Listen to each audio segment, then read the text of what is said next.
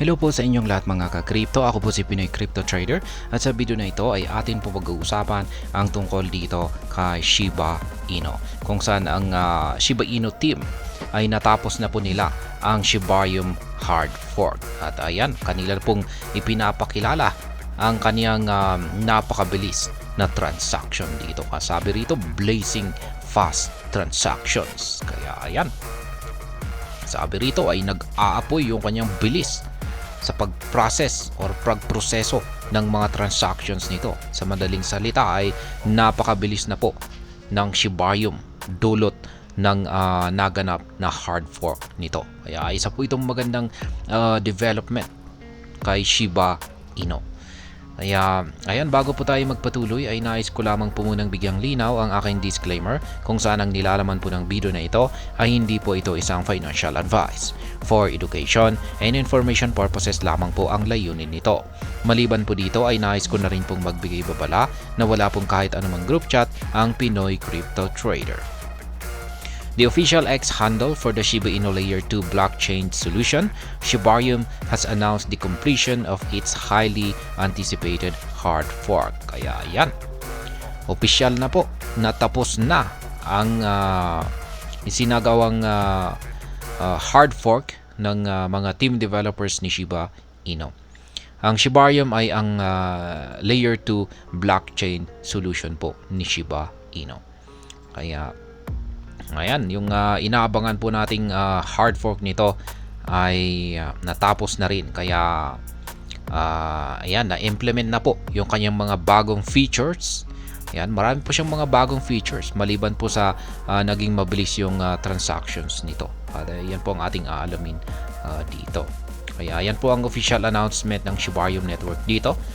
Ayan, Shibarium has successfully completed its hard fork at a block height of 4,504,576.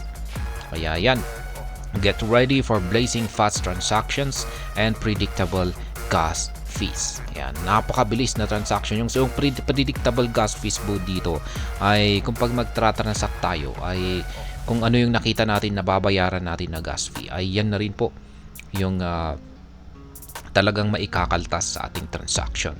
Kasi sa bago po yung hard fork na ito ay nag-fluctuate po yung gas fee. Kaya kung pag nakita po natin na kung pag-process po tayo ng transaction, tapos meron po tayo nakita na amount na babayaran natin na gas fee. Pero nang kapag pre-process po natin ito at magre-reflect na yung result, yung output or yung details ng ating transaction ay biglang nagbago, nag-iba yung gas fee nito at magugulat na lamang po tayo na biglang tumaas ito. At biglang tumaas yung binayaran nating gas fee kumpara sa kung ano yung nag-reflect nung bago natin ito i-process. Yan. Siyempre masaya po tayo kung pag bumaba, pero kung pag tumaas ay siyempre yan po yung parang masama. Pero ngayon, dulot po ng hard fork na ito, hard fork upgrade na naganap dito kay Shibarium ay predictable gas fees na po siya. Kaya kung ano po yung kung magtatransact tayo at kung ano po yung nakita natin na babayaran nating gas fee bago po tayo mag-proceed or mag-send, ay yan na rin po talaga yung amount ng gas fee na maikakaltas sa ating isasagawang transaction. Kaya yan, Shibarium has been hard fork. The Shiba Inu ecosystem team stated that Shibarium users will enjoy blazing fast transactions and predictable gas fees. Kaya yan nga, sinabi ko kanina. Following the hard fork, Shibarium will enhance user experience and scalability by processing transactions faster than before. Kaya, ayan. Siyempre, magkakaroon ng magandang user experience dito at saka scalability kasi hindi po tulad ng dati. Nung dati naman ay talagang mabilis naman po yung kanyang transaction. Pero ngayon ay mas pinabilis pa ito. Kaya talagang maganda po yan para sa isang user experience. Kasi Ayan, additionally, the hard fork feature of predictable gas fees will allow Shibarium users to predict the fees they will pay for each transaction on the network. Yan po yung gaya ng sinabi ko kanina ay kung ano talaga yung nagre-reflect na fee dito kay Shibarium bago tayo magbayad or mag-process ng ating transaction ay yan po talaga yung ating babayaring saktong gas fee. Yan, at hindi po yan maapektuhan ng fluctuations. As a result, Shibarium gas fees which usually fluctuate during high network traffic will remain stable. Kaya yan na nga yung pinapaliwanag ko kanina. Sa kadalasan pong nangyayari yung fluctuation sa kanyang gas fee kapag mataas po yung traffic sa kanyang network or nakakaranas po siya ng high network traffic. Pero yan, ngayon at dahil na nagkaroon na po ng hard fork itong Shibarium ay nagkaroon na po sila ng solusyon. Nasolusyonan na po nila ang issue na ito. Kaya maski nakakaranas po ng high network traffic ang Shibarium ay stable pa rin po ang gas fees niya. Shibarium daily transaction volume declined despite successful hard fork. Kaya yun nga lang ang nakakalungkot dito. Maski nagkaroon ng hard fork upgrade ang Shibarium ay nakaranas po ng pagbagsak ang kanyang trading volume. Ayan.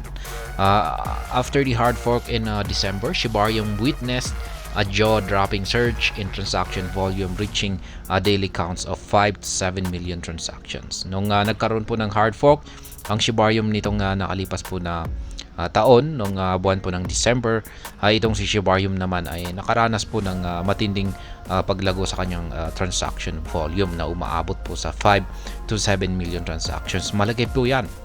Yan po ay isang makalaglag pa nga na performance ng Shibarium doon sa kanyang nakalipas na hard fork. Pero ngayon yung kanyang hard fork na ito, kung saan ay mukhang mas matindi yung kanilang isinagawang upgrade dito ay mukhang ito po ay bumagsak. Kaya ayan, Shibarium's latest hard fork, the network's daily transaction volume has plummeted heavily due to the recent downturn in the broader market. Kaya yan, mukhang yung maski nagkaroon po siya ng hard fork ay mukhang yung pagbagsak po nito ay may kaugnayan po sa nitong nakalipas na nararanasang pagbagsak ng buong crypto market. Kaya yan po ang nakaapekto rito. It remains to be seen how the recently completed hard fork will impact Shibarium's stats in the long term, especially transaction volume. Yan sa ngayon ay hindi pa rin natin alam kung paano kung magkakaroon ng impact ang hard fork ng Shibarium dito sa presyo or sa kanyang transaction volume. Sa tingin ko ay hindi pa siya gaano nagkakaroon ng impact. Ayan, siguro ay hintayin na lamang po natin na bigyan natin ng sapat na panahon ang hard fork na ito na magdulot ng impact or magkaroon siya ng impact dito sa ecosystem ni Shiba Inu or maapektuhan ang magdulot ng positibong epekto sa presyo ni Shiba Inu para ito ay umangat. At hanggang dito na lamang po tayo sa video na ito. Sana po ay inyong nagustuhan ang aking paliwanag sa video na ito. Kung inyo po itong nagustuhan ay pakiclick lamang po ang like button nito. Para naman po sa mga bago lamang dito, kayo po ay aking inaanyayahan para mag-subscribe. Pakiclick na rin po ang bell icon nito dahil ito po ang siya magsisilbing notification nito sa mga bago kong videos na akin pong ina-upload sa aking YouTube channel na ito. Marami pong salamat sa panonood. Ingat po tayo lagi at God bless po sa ating lahat.